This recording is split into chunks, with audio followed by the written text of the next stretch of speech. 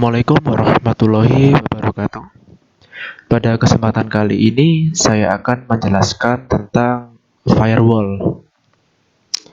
Nah, pada materi hari ini yang akan saya jelaskan adalah yang pertama pengertian firewall, yang kedua analogi firewall, dan yang ketiga fungsi dari firewall. Nah, sebenarnya apa sih itu firewall? Jadi, firewall adalah sistem keamanan yang melindungi komputer Anda dari berbagai ancaman di jaringan internet. Jadi, firewall di sini fungsinya adalah untuk melindungi komputer dari ancaman. Kemudian, firewall bekerja sebagai sekat atau tembok yang membatasi komputer dari jaringan internet.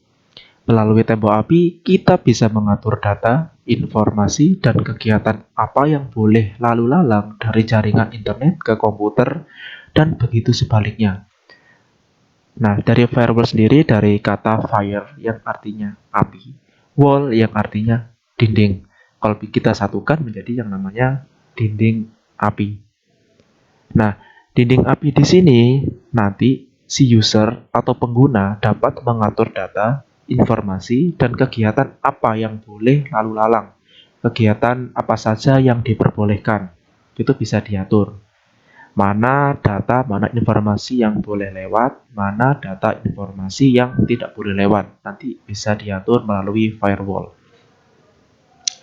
Nah, terdapat dua macam firewall, yaitu hardware dan software. Keduanya memiliki konfigurasi atau pengaturan yang berbeda. Meski begitu, keduanya tetap memiliki fungsi utama, yaitu melindungi keamanan jaringan. Jadi, firewall terdapat dua macam, yaitu hardware dan software.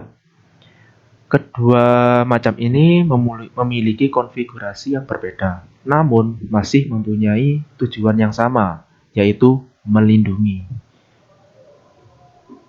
Nah, firewall berbasis hardware merupakan piranti keras yang terdapat dalam sistem jaringan, misalnya router. Pada kelas 11 sudah pernah saya singgung, router itu apa, kemudian fungsinya apa, kemudian macam-macamnya juga apa, sudah pernah saya jelaskan. Nah, firewall macam ini memerlukan konfigurasi untuk dapat bekerja secara efektif. Nah, kedepannya nanti kita akan mengkonfigurasi firewall melalui router. Untuk dapat bekerja, firewall menggunakan teknik filter untuk menentukan paket utama, sumber, dan tujuannya. Secara internal, sistem akan membandingkan data menurut aturan yang ditetapkan. Kemudian, ia memutuskan data mana yang perlu di-drop atau diteruskan ke tujuan. Maksudnya di sini, firewall nanti akan memfilter atau menyaring kira-kira mana sih yang data informasi yang boleh diteruskan. Kemudian data atau informasi mana yang tidak boleh diteruskan atau diblok. Seperti itu. Nah, firewall berbasis software merupakan solusi untuk perlindungan jaringan bagi pengguna internet di rumah. Biasanya, firewall ini diciptakan dalam bentuk aplikasi terpisah maupun sebagai fitur tambahan dari antivirus. Nah, bisa juga firewall ini berupa software, ya. Sebagai contoh, kalau kalian pernah menemui antivirus seperti Smartaf, kemudian seperti Avast, kemudian ada lagi dan lain-lain. Nah, kalau kita cermati, apabila misal kita menginstal suatu aplikasi, nah saat akan kita menginstal, biasanya akan muncul notif kalau aplikasi ini berbahaya. Atau kadang kalau setelah kita menginstal, tiba-tiba file kita hilang. Nah, itu merupakan fitur tambahan ya dari suatu antivirus gitu. Jadi firewall pada antivirus di sini biasanya dia menangani sebelum terjadi gitu. Kemudian jenis firewall macam ini melindungi traffic inbound dan juga outbound, selain juga menghindarkan Anda dari virus Trojan serta worm. Nah, apa sih yang namanya inbound dan juga outbound? Nah, nanti akan saya jelaskan. Nah, bisa kalian simak ya. Ini adalah analogi dari firewall. Nah, jadi kisahnya si Udin ingin berkunjung ke rumah temannya, si Ujang, dengan niat untuk memberikan kartu undangan pernikahannya. Jadi di sini kita anggap kartu undangan itu merupakan data ya. Oke, kita ulangi lagi terlalu cepat.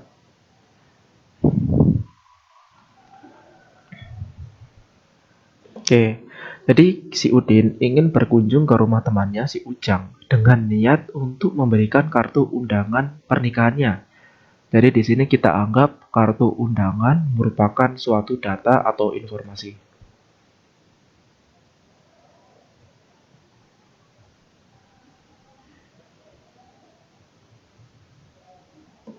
Nah, si Udin naik kendaraan yang sangat ia cinta karena dibeli dengan cicilan.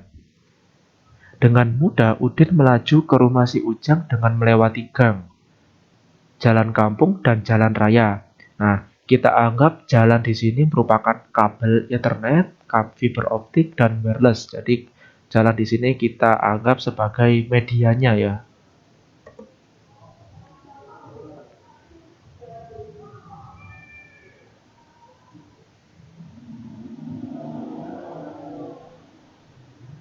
Nah, sebelum melaju atau berangkat, Udin sudah menentukan rute mana yang dia akan lalui untuk menuju ke rumah Ujang. Tentunya dia memilih rute yang jalannya tidak macet. Oke. Jadi di sini kita anggap memilih rute ya, pemilihan rute, pemilihan jalan sebagai proses routing.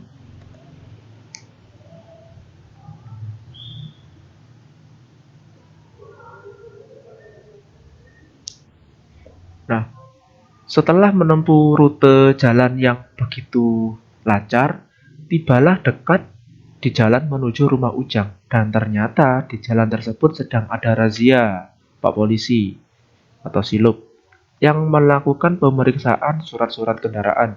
Jadi ketika si Udin ini menuju ke rumah Ujang, ternyata dia apes ada razia polisi ya.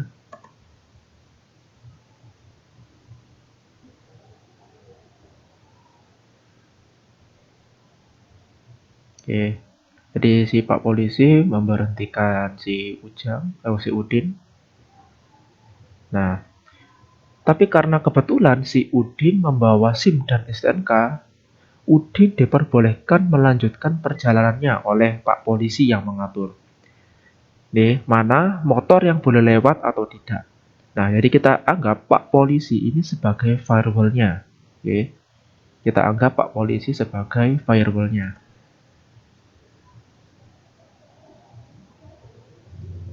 Oke, jadi si Udin punya SIM, kemudian kena razia lalu lintas.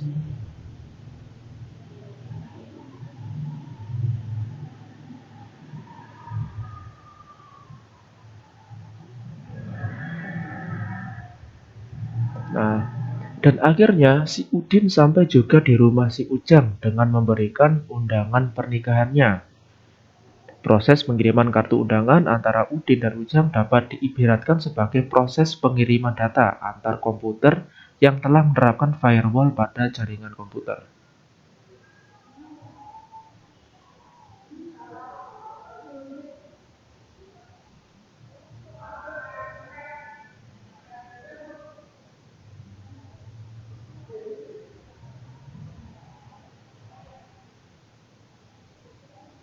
Oke, jadi dapat kita simpulkan bahwa yang awalnya si Udin itu memilih rute, kemudian ketika si Udin menuju ke rumah si Ujang, dia apesnya kena razia polisi.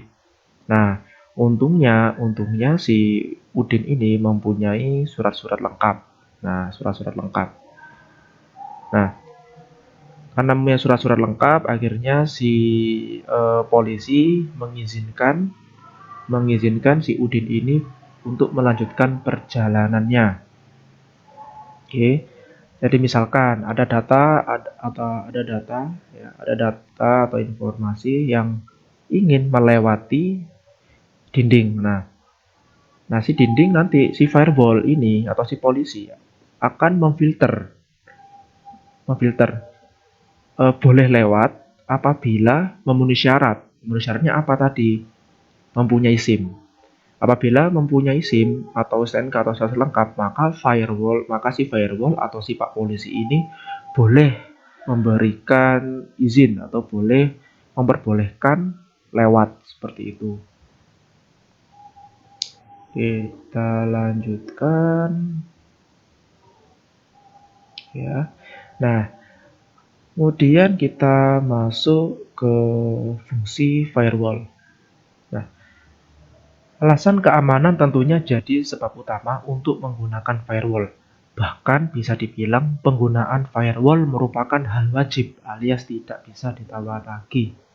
Akan tetapi lebih memahami pentingnya menggunakan firewall, kita akan bahas satu persatu apa yang bisa firewall lakukan.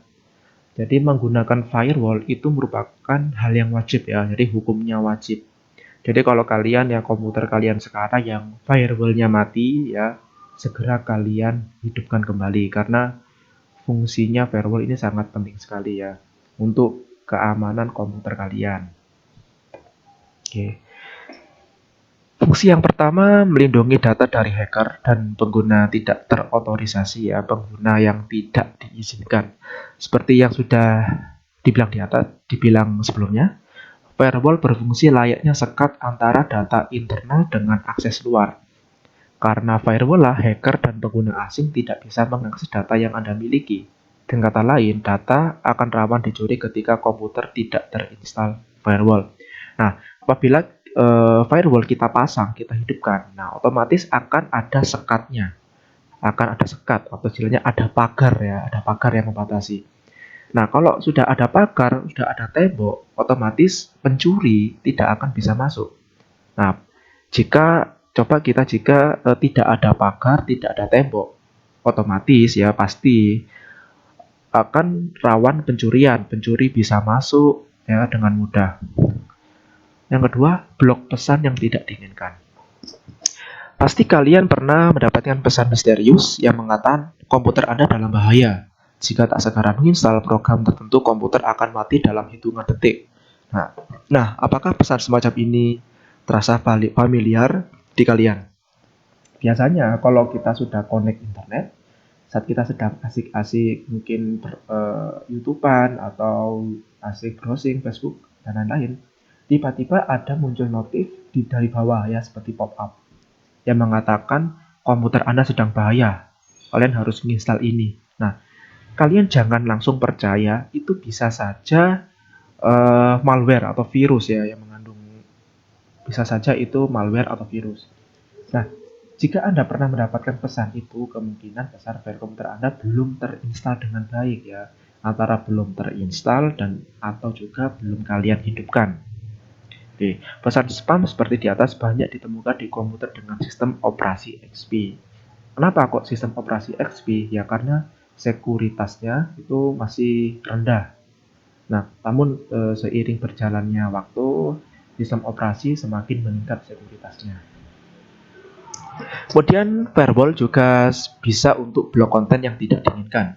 Ya, selain memblokir pesan spam dan mengandung virus, firewall juga dapat digunakan untuk memblok website ya atau konten dari alamat yang spesifik.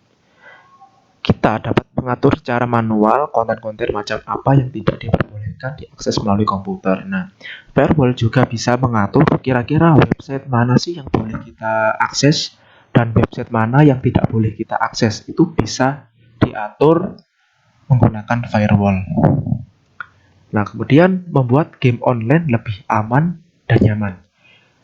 Game online memiliki resiko dan celah keamanan. Nah, ini dikarenakan pertukaran data secara cepat yang terjadi antar jaringan ya. Jadi kalau kita online, otomatis pertukaran datanya akan terjadi secara terus-menerus. Bisa saja hackers menyisipkan malware ke komputer Anda ya.